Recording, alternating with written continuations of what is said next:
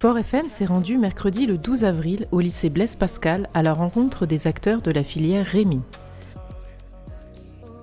Sylvain Neusch, professeur de productique, nous a accueillis. Ici vous êtes en seconde Rémi, donc la seconde Rémi, réalisation d'ensemble mécanique industrielle, pour après arriver sur une première et terminale technicien en réalisation de produits mécaniques, donc TRPM. C'est un peu complexe, c'est les anciens techniciens d'usinage. En tout cas, ce qu'il faut savoir, c'est que c'est des métiers qui sont très porteurs, très recherchés sur le bassin de Forbach et alentour. Il y a en moyenne plus de 40 offres.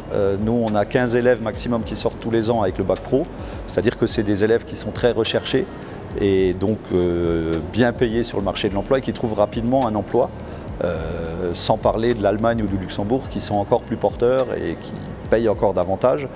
Et nous, on essaye d'intéresser les élèves en faisant beaucoup de projets, en ayant une pédagogie de projet, on travaille sur des kartings, on travaille avec l'ENIM de Metz, l'école d'ingénieurs de Metz, on fait beaucoup de choses avec eux, on essaye de faire des choses intéressantes. Et on peine à recruter parce qu'on ne connaît pas forcément cette filière-là, comme elle a été renommée. Et nous, on a tout intérêt à faire venir des élèves motivés parce que derrière, comme je l'ai dit tout à l'heure, il y a de l'emploi. Et c'est quand même dommage d'avoir du mal à remplir des filières qui soient porteuses au niveau de l'emploi.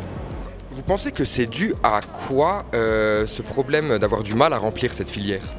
Alors, le problème pour remplir la filière, c'est qu'on est dans des filières industrielles qui, par définition, ne plaisent pas forcément ou n'intéressent pas forcément les jeunes, mais souvent par méconnaissance, parce qu'on s'imagine l'entreprise d'antan, les usines d'antan, où on travaille avec des manivelles, des choses comme ça, alors que ce métier maintenant est devenu 100% numérique, c'est-à-dire qu'on travaille sur des écrans quasiment tout le temps.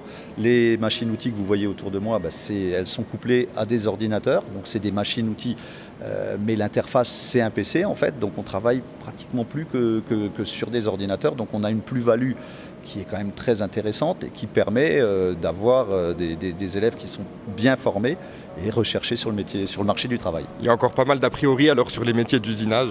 Ah oui, il y a beaucoup d'a priori parce qu'on se dit quand on est bon élève, on va pas aller se gâcher en industrie alors que c'est les filières qui sont porteuses et je redis qui sont porteuses d'emploi et quand on est porteur d'emploi, on a des salaires bien supérieurs à d'autres métiers.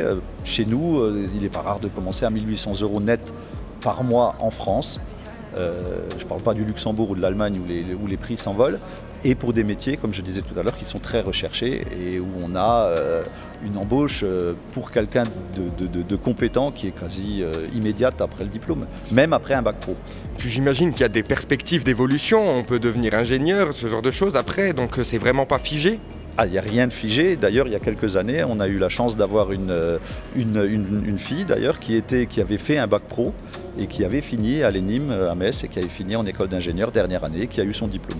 Donc tout est ouvert en fait, tout est ouvert. Et puis il faut savoir aussi que le bac pro devient le public privilégié du BTS, c'est-à-dire qu'il y a beaucoup de places qui leur sont réservées en BTS.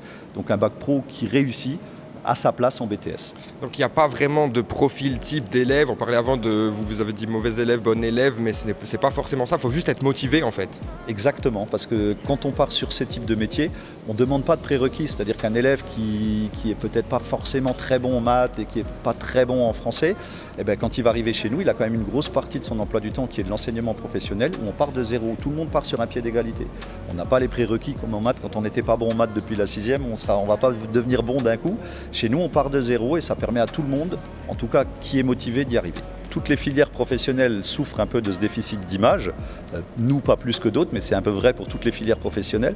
Et ce que nous on essaye de faire, et on invite tout le monde à le faire, à se mettre en contact avec le lycée Blaise Pascal pour faire une immersion, ne serait-ce que de 2 heures, pour voir ce que c'est. Quand on est en 3e, on vient voir pendant 2 heures, on vient voir ce que c'est, puis après on se fait une vraie idée et on sait si ça nous plaît ou si ça ne nous plaît pas.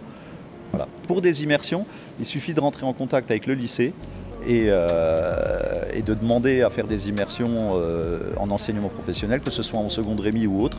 Et on se fera un plaisir d'accueillir tous les élèves qui sont demandeurs pour leur montrer ce que c'est que nos filières qu'on aime et qu'on veut défendre. D'accord, merci beaucoup. Alors Rébar, dis-nous, qu'est-ce que tu es en train de faire là? Je suis en train de démonter en fait la pièce. C'est pour les cartes et tout ça en fait. C'est pour les pneus en fait. C'est comme une protection. D'accord, donc c'est quelque chose que tu fais souvent ici? Oui, assez souvent avec les professeurs, tout ça. Mathéo nous a présenté le projet karting. En fait, à la base, c'est du coup 2 kartings qui arrivent dans un certain état. Donc on voit qu'ils ne sont pas du tout aptes pour l'instant à rouler. Avec la première impression, on va d'abord vérifier s'ils démarrent. Et à partir de ça, pour pas trop nous embêter après par la suite, on va regarder toutes les pièces qu'il faut changer. Par exemple, là, on voit qu'il y a une pièce qui est cassée là, juste derrière le pneu. Et en fait, nous, ce qu'on va faire, c'est déjà, par exemple, tout le châssis, toute la partie arrière, on va tout refaire. Donc tout le châssis, on réusine des pièces, on les refait à neuf et voire même on va essayer de rénover, de l'améliorer au mieux de façon que ce soit plus optimal, quoi. Et ensuite on va remettre au fur et à mesure toutes les pièces, on vérifie tout et une fois que tout est prêt, en fait en fin d'année on va essayer de les faire démarrer, quoi. Donc on rénove complètement les 2 kartings qui sont là pour les remettre en état. Je suis maintenant en compagnie de Ivan Valkiewicz. Mathéo.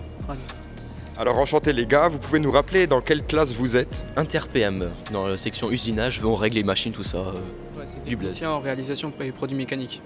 D'accord, et donc ça vous plaît? Oui, Ouais, beaucoup même. ouais, c'est sympa. Alors est-ce que vous pouvez nous parler un petit peu de ce projet? Là, on est en collaboration avec l'INIM, une école d'ingénieurs à Metz, et en fait on produit des pièces pour l'INIM, des pièces de direction. La direction, elle est juste là. On fait ça, on fait pas en série, mais on fait quelques pièces. Là par exemple, cette année on a fait 14 que je me rappelle, et ce sera pour le prochain prototype qu'ils font pour les prochaines. D'accord, donc il y a d'autres modèles, c'est pas la seule que vous avez fait? Non, on a fait plusieurs déjà. Depuis qu'ils sont partenaires, nous depuis qu'on est au lycée, tout le monde est bienvenu chez nous. Hein. Ouais, c'est assez intuitif et ça donne envie, quoi. Ouais. Pour tous ceux qui veulent venir, Venez, hein, vraiment. avec joie.